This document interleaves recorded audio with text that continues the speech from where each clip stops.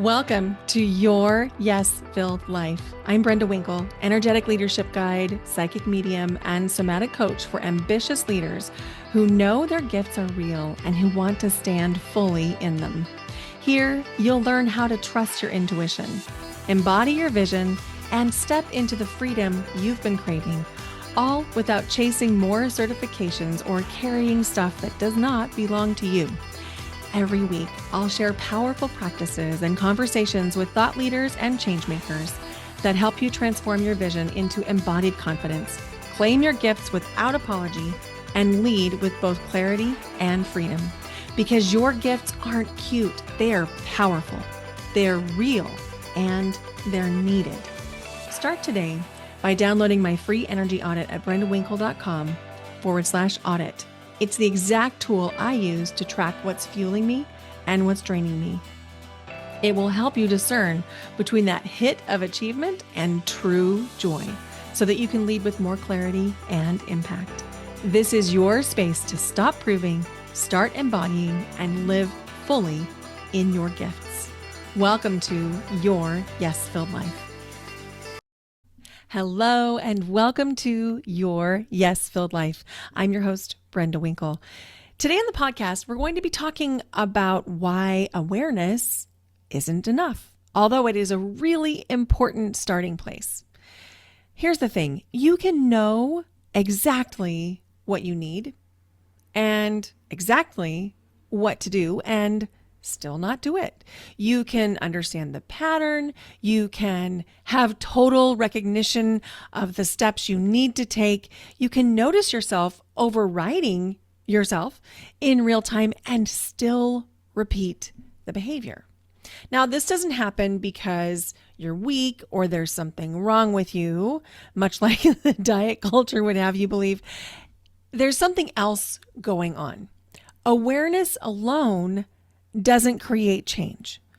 What we need to create the change is to feel safe enough to implement the change so that then you can embody it and make it part of you. Awareness is what we come to understand the pattern. But practice changes what happens next. So many times we feel like since we're aware of something, that it should be enough, right?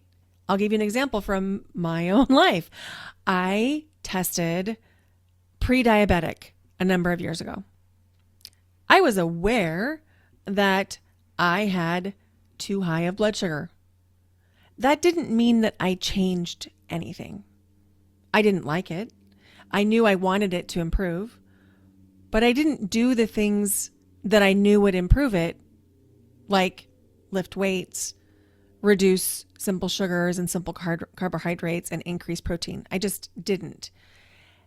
Emotionally intelligent people like you and me often overvalue insight. And I'm telling you this because that was my experience when I was thinking about my own pre-diabetic diagnosis. When we understand it, it creates a temporary feeling of relief. Oh, that's what's happening. And then when we name it, we feel sort of productive. Like, oh yeah, I know that this thing is happening. But then what we end up doing is we either consume a lot of content and become experts on whatever it is that we're trying to understand or shift without actually creating any changes, or we'll just kind of numb out or blind ourselves. Either one of those might happen. So this comes up for us across a lot of different topics and areas of our lives. So for example, you might hear yourself saying things like, I know I need to set a boundary there. Or I know that I am doing too much, I'm overcommitted, and I need to slow down and put less on my calendar. Or maybe you say things like, I know that I need to rest more. Or like in my case, I know I need to lift more weights and eat more protein. Or maybe for you, it's, I know I'm people pleasing, but I keep doing it. Or I know that I'm overriding myself right now. Here's the thing I really want you to understand. knowing is not the same thing as interrupting the pattern. Insight can explain the behavior, and it helps us create a sense of self-compassion, which is really important.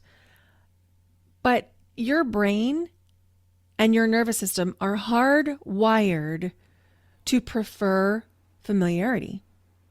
We know it's safe. Even if the familiarity is not giving you the results that you want, even if it's causing you pain because you're repeating patterns that are painful or the results are painful, your brain and your nervous system still prioritize the familiar.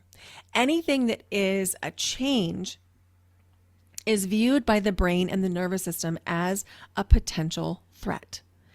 And when there's a potential threat, your brain and your nervous system are going to push stop on you, no matter how much your conscious mind is thinking, I want to make this change. And this happens for a lot of different reasons.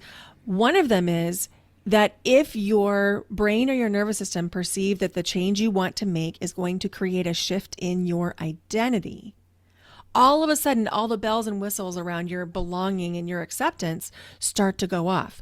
And this can come up for you, again, across topics around your life, whether we're talking about health, or maybe it's weight loss, or maybe it's growing that business, or maybe it's showing up on social media in a bigger way, or maybe it is finally having the courage to have that conversation.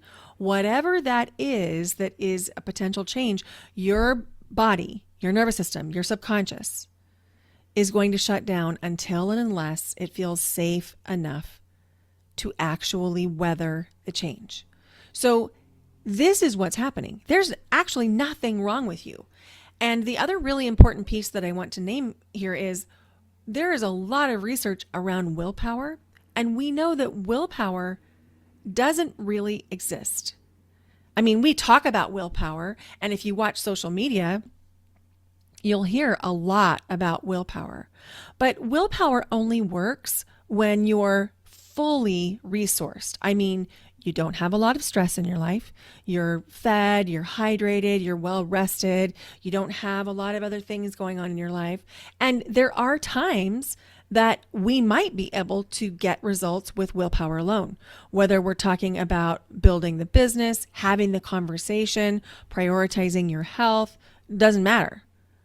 But what do you think the ratio is of the times when you're completely resourced, stress is managed, and you can actually willpower your way through it versus the times when you do have stressors, or you might be a little bit less rested than you were a day before, or you didn't drink all your water? What do you think that ratio is? For me personally, and this is just my experience, yours might be really different. For me, I think I'm probably around 80 to 90%.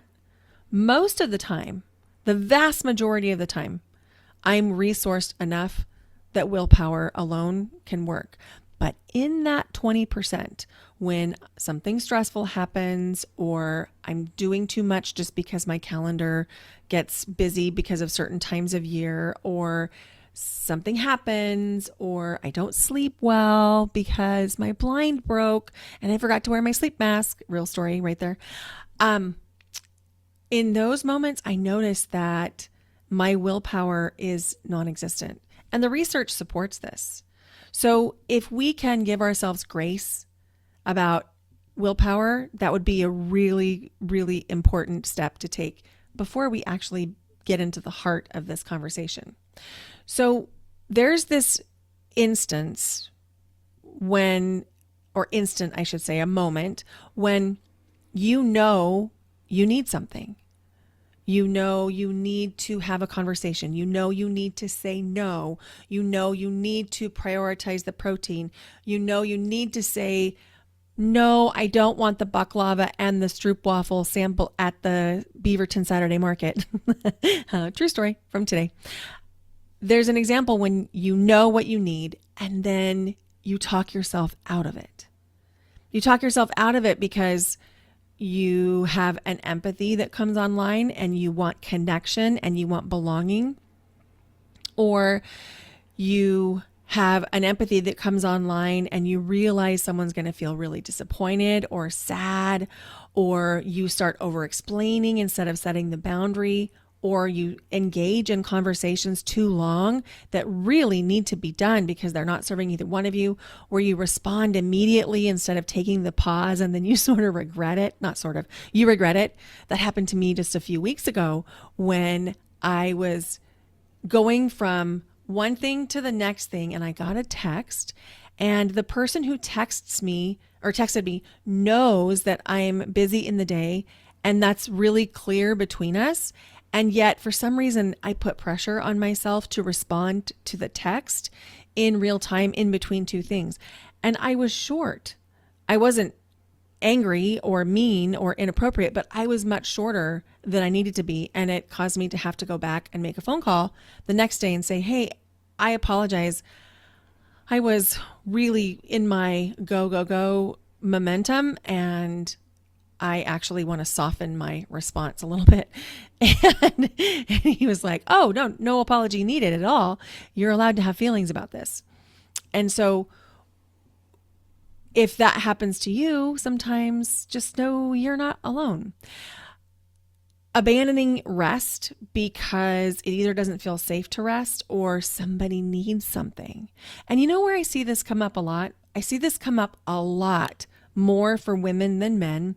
And I see it come up in puppies or new dogs, new pets. And I see it come up with mothers of kids. When the puppy or the kid needs something, I see women all the time talk themselves out of the rest that they need. And rest might be like mental rest. We were talking last week in Power about the 7 types of rest. And this is based on research that is not mine. As I'm recording this podcast episode, I don't have that research in front of me, but I will put a link to her research in the show notes. We were talking about the 7 types of rest, and not all of them are sleep. In fact, only one type of the 7 types is physical. Then there's the mental rest, there's creative rest, there's social rest. And so if you think about the ways in which you're telling yourself you can't rest now because somebody needs something, that might be an override moment for you. And this one we are diving into big time in June, both on the podcast and in the Empowered Empath Collective. And that is shrinking yourself to preserve connection. This is a big one. And shrinking yourself to preserve connection can be not sharing wins, not celebrating yourself, not admitting that you've moved beyond something or outgrown something. Maybe it was a way of thinking or doing specific things. Sometimes shrinking yourself can look like pretending you don't know what you know and letting people explain things to you that you're really, really good at. Self-override usually happens very fast, and it often sounds completely reasonable, kind of responsible. It feels like, oh yeah, I'm doing the right thing here. I'm honoring this agreement, or I'm respecting this person. Override often sounds compassionate, and it often looks logical. But you have to remember, we are in a society that values overworking, that values overwhelming, that values, honestly, misogyny and the patriarchy. And so there's a lot of unlearning that we each have an opportunity to do or not do. And when we start to get curious around ways we're overriding ourselves, a lot of times we are having to learn things that a system has taught us. And when I talk about the patriarchy, I am talking about a system. It is not one person. It is not men. It is a system. And there's something really important that I want you to know in this. It's not that you missed anything. You didn't miss it. You overrode it. And that's why awareness alone does not create the change, because the override is happening in the nervous system before your mind, your consciousness catches up to what's happening. It's a nervous system thing. And this is why practice matters so much more than perfection. The goal is not to get it right 100% of the time. That's not going to happen. It's just Not going to happen. Even though I'm doing this work all day, every day, it doesn't happen for me perfectly either. And so I'll give you an example from the dance floor. I love to dance. In fact, I just joined the studio that I have been attending. I've been attending as a drop-in, and I've been attending since October as a drop-in, and I finally took the plunge and joined, which now means I have unlimited access to dance, pretty much 5 days a week if I wanted to go dance 5 days a week and sometimes 6 days a week. So that will be happening. But here's the thing. It's practice. It's not a perfect. We need to let go of this idea that sometime you're going to evolve enough that you never have to think about this. If you're listening to this podcast, you have a high level of empathy. You have a high level of compassion, and we don't want to change that. But because you have this high level of empathy and compassion, this is not going to be a box to be checked. This is going to be ongoing. It's going to be something that you continue to come back to. You will evolve, you will improve, but it's not something that's going to completely go away. And thank goodness it's not going to go away, because if it did, that would mean that you actually lost your empathy and compassion. So the real goal here is to let go of the idea that this is a box to be checked, that it has to be done perfectly, that you should see it coming. Let's let go of that too, okay? You may not see it coming. You might be in it before you realize you're in it. And this happened to me on the dance floor. So I mentioned that there was a person that bought me a water a couple episodes ago. And I don't know which episode. You'll have to go back and listen. But anyway, as I kept attending dance classes several nights a week, this person was very interested in my attention and in my companionship. And at first, it was kind of fun until I realized, and this is what I'm talking about, I realized that this person's intention was to separate me from the rest of the class because he wanted my attention alone. So he wanted me to be the one that danced with him only. Well, that's not the way these dance classes work. Typically, like there are some couples that come in and stay as couples, but most everyone, including the majority of couples, comes in and we rotate with each other, because that's how you get better at dancing fast, is to dance with different partners to understand, oh, that's how this person interprets this move, so that you can get to be a better leader or a better follower. In my case, I'm the follow. So if I would have had the goal that I would always be able to see it all coming, then I would have seen it the very first time he bought me a water, but that did not happen. I mentioned in the podcast episode that I did feel like he pulled me out of the class into this resting area, but that was a repeating pattern. And it wasn't that I was being pulled into a different room. It was that I was being pulled away from the group.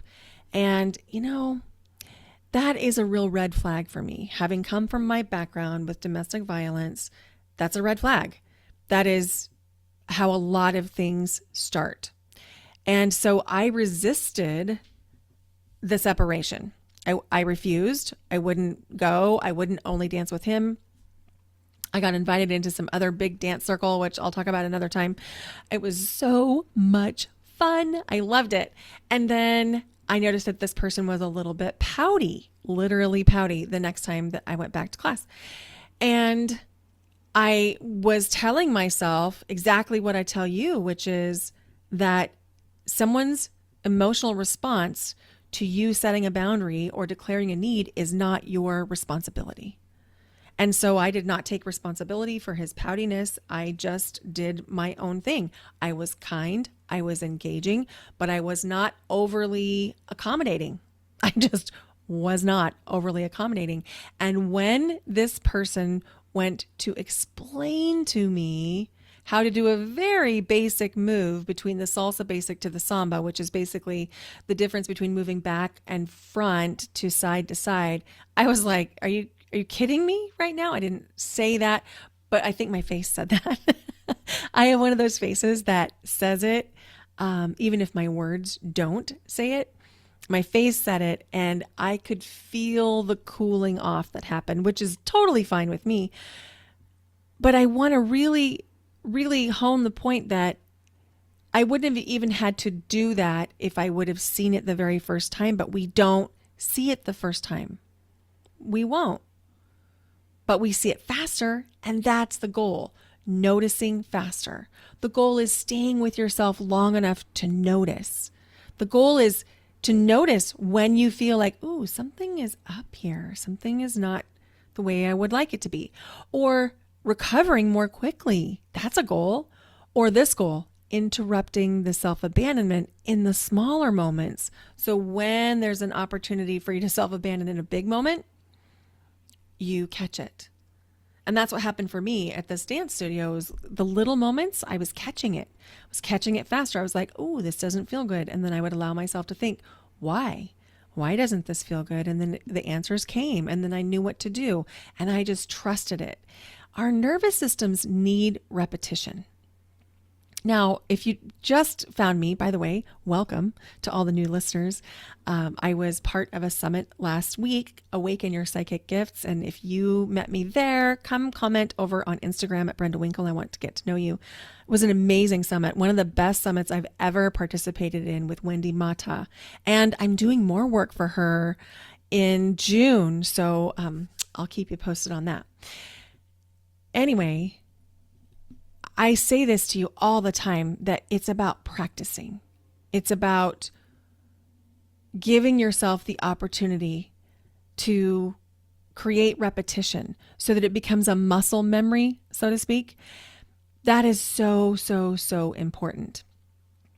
Because if we expect ourselves to be able to do it right the very first time, that is not a realistic expectation. So back to what I was saying before I welcomed all our new listeners, is that I am a choir director. I was a music educator in the public schools for decades, specifically choirs, as many as I could. Literally, it almost killed me, as many as I could. And I still direct 2 children's choirs.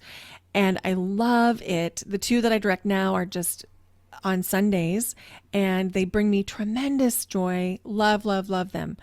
But you know what? In music, there is an expectation that you will practice. There is an expectation that you will make mistakes, you will correct them, you will refine specific phrases, specific patterns. That's the expectation.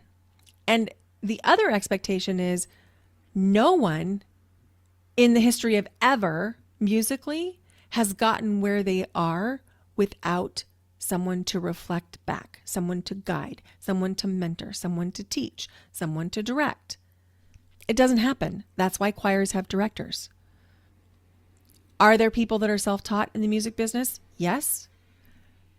But there's a certain point at which they are capped. They cannot move beyond until they get more help. I was just listening to an interview with Kelsey Watts.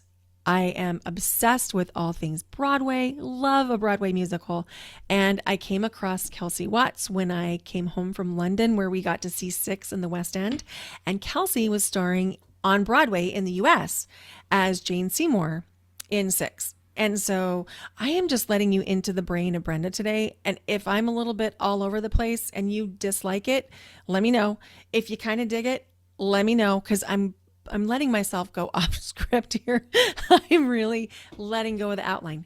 Anyway, so I was listening to this podcast with Kelsey Watts, and I really respect her. And I was drawn to her immediately because she sings in her kitchen with her husband, Brandon. And she sings really well, spectacularly well. And she talks about, she auditioned for the musical Six, I believe 3 years before she was cast. And the very first time that she auditioned and she didn't get accepted, she reached out to the casting director and asked why. And the casting director told her that, well, he asked her a question. He said, have you ever acted? And she said, no, I haven't ever acted. And he said, well, that might be a good place to start. So Kelsey went and got acting lessons and dancing lessons and more singing lessons. And if you watch her on social media, she is continuing to get lessons. Oh, that's my appreciation practice alarm. You're welcome. So maybe you can appreciate things right now. Let's just take a moment and pause. What do you appreciate? I appreciate you listening. I appreciate you being here. I appreciate you being behind the scenes with my unhinged brain on a Saturday while I'm recording for you. So back to Kelsey Watts. She still takes lessons. And the idea that we can do this stuff when it comes to nervous system, intuition, empathy, without lessons, without practice, is foolish. And it's just nuts. It doesn't make any sense. Why would we think we could do something without support and without practice? And so if you're one of my clients, whether you're a private client, a power client, an empowered empath, collective client, I want you to know you need to practice every day. That's why I send you the daily checklist. That's why you have access to the breath work inside your members portal, because you need the daily practice.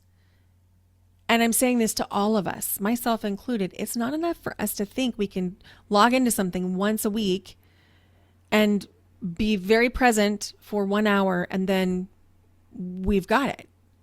It doesn't work that way. Our bodies, our nervous systems, our brains need repetition. They need practice. And you know what else that's going to require you to do? It's going to require you to learn to tolerate the discomfort of not being good at something at first. And a lot of times, the nervous system work that we most need is super uncomfortable. Sometimes it even feels a little bit cringy, honestly. And I do this work like full time. And I will be the first to tell you that sometimes the things I'm doing probably make people cringe. And yet it works. It works. And then the other thing that's really important to mention here is that it's very easy to have guilt around choosing yourself, guilt around practicing the things, guilt around even taking 10 minutes for yourself to do some breath. It's really easy to be impacted and influenced by that guilt. Oh, and by the way, I have something very special coming in the next podcast episode. I'm interviewing Ali Novitsky. She is a pediatrician, a board-certified obesity medicine doc, and a neonatologist. And she has something that is mind-blowing and game-changing, talking about relational guilt. I cannot wait to share that with you. So be sure that you're following or subscribed wherever you're listening, because you're going to want to hear this episode. The other thing that gets in our way when we think about ways that we're allowing ourselves to practice is the fear of disappointing people. And we got to go back to where we started, which is that your brain and your body are wired to reject change, instead preferring what's familiar. So a lot of times the things that you're introducing do feel unsafe at first. I don't mean unsafe like I'm not physically safe, but you'll notice that you'll have resistance to doing that daily breath work or the daily tapping or the daily walking. You'll notice that there's some resistance there. That is one of those opportunities that you have, that we all have, I have it too, to lovingly say, this is actually what I need. It's like we take the vitamins, we eat the broccoli. I like broccoli, but I hear that as a euphemism, like we eat the broccoli because we know it's good for us. This is the same thing. We do the nervous system practices because we know it's good for us. And here's the really cool thing. Practice builds self-trust, because the practice creates the muscle memory. It creates the repetition, which lowers the sensation that it's new and it's changing because it creates familiarity. But then it also creates evidence. And this is key. Evidence is one of the things that can be really fueling, but we have to do it long enough to get the evidence. Awareness without practice becomes avoidance. And I know that feels confronting, but it's true. Awareness without practice becomes avoidance. This is where we see things, and I see this in people, and I've done it myself. We listen without implementing. We take in all the information that we can, but we don't actually do the things we know we need to do. We stay in analysis. We just keep consuming information and we just keep analyzing and pro-conning. We intellectualize our emotions. We try and make them make sense. We make them something that we should be able to explain. We want to connect the dots. We want to say, this is why I'm feeling this way because this and this and this, and he said and she said and all this. That honestly doesn't work because your emotions are not intellectual. By the way, your emotions aren't facts. Your emotions are emotions. Your emotions are not the same thing as your thoughts. We know that from DBT, which, by the way, I'm not a therapist, but we're going to talk about this on the episode with Dr. Ali Nowitzki because DBT is a really important part of her work. And then this is the thing that I see really happen a lot with creative types, with entrepreneurs, with the artistic type people. It's the consuming instead of practicing. You just sign up for more summits, you listen to more podcasts, you sign up for free workshops, but you don't do the work. And look, I get it. I was there. I lived there for probably the majority of 2022, not making that up. I lived there for the majority of 2022. I just kept consuming. In fact, there was one time in 2023 when I was doing my weekly planning and I looked at my schedule and I was giving myself some tough love and I was doing an analysis of how I was spending my time. And I was realizing that what I was telling myself was a 1-hour call for a mastermind that I was in at the time was taking 10 hours a week. Because yes, it was the mastermind call, but then I was allowing it to become all these other side calls and all these other training calls. And anyway, the point is, I get it. I don't judge it. I've been there, but I also see it. And a lot of times when we're in that avoidant pattern, we're aware, but we're not implementing. We're trying to avoid discomfort. We're trying to avoid setting the boundaries that we feel scared to set because we're worried that if we say no to somebody or we tell somebody that we want to have a say in decisions that affect us, or we say to somebody, this is actually what I need from you right now, and they decline. And then we say, well, then this is what needs to happen next. We're also avoiding taking the action. We're avoiding potential grief that we might have over a change that either we've known is happening or we've been trying to make not happen or just trying to pretend like it's not there. And a lot of times people avoid doing something because they're afraid of relational change. And if any of those resonate with you, I really want you to make sure you come back and listen to the episode with Dr. Ali Nowitzki, because understanding the pattern is not the same thing as interrupting it.